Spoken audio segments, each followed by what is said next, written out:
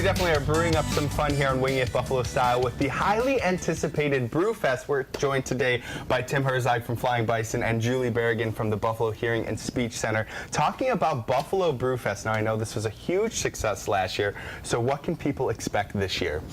Another huge success. A lot of fun. Plenty of brewers, lots of people having a good time for a great cause, Buffalo Hearing and Speech Center. You know, it is a great cause, and I think we were talking about it a little before. There are a lot of folks who need a little help with hearing, and I don't think we talk about it as much as we need to. This is a great opportunity to start the conversation and help. Thank you. Proceeds from Buffalo Brewfest do benefit Buffalo Hearing and Speech Center.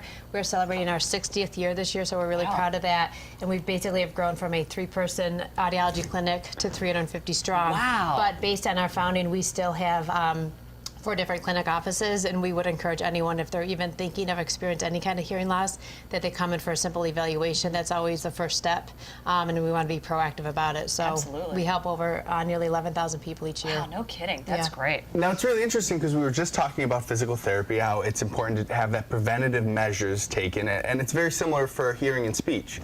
It really is, especially for the hearing, to get that, even if it runs in the family possibly, but even just to have that baseline screening. You know, I'm young enough, but I still do a yearly hearing test to be on top of it, because you don't want to get into a situation ideally where it's too long and then you really more a touch desperate and need to do something. You want to see what your options are along the way. We do have a baseline in my family, and I've had we have a history in my family. I've had my baseline done. It's super easy to do, very fast, and good information to have.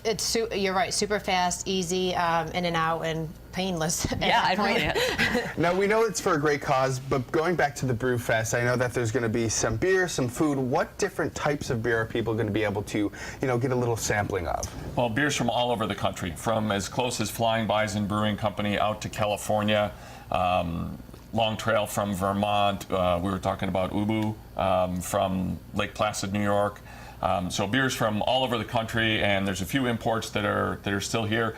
But the great news about the beer scene over the time that we've been running Brewfest, which is 10 years this year, I know, 10 fun years, is that we can come in smaller and smaller and smaller group and have more and more and more beer selection. We don't have to go to imports. We don't have to go outside the country. We can get and more from New York State. Great beers, great flavors, and the folks at Delaware North have a tremendous menu, beer-soaked carnitas, and yum.